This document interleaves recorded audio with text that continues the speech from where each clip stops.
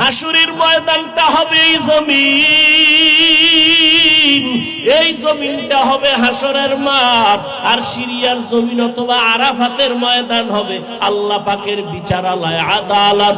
আমার আল্লাহ হাসরের মাঠ কায়েম করিয়া সূর্যটাকে বলবে নিচে নেমে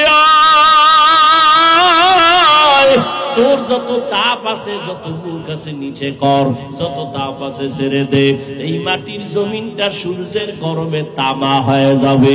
অন্যদিকে জাহান্নামের চিল্লানি আওয়াজ, জাহান্নাম বলবে আল্লাহ বেনামাজি গুলো কই, বেপরদাওয়ালা গুলো কই, আমার ভেতরে দাও, আমার পেটে বড় ক্ষুধা। আল্লাহ বলবেন ও জাহান্নামের ফেরেশতারা, এই বেনামাজি নাফরমান গুলোরে ধর, জাহান্নামের শিকল লাগাইয়া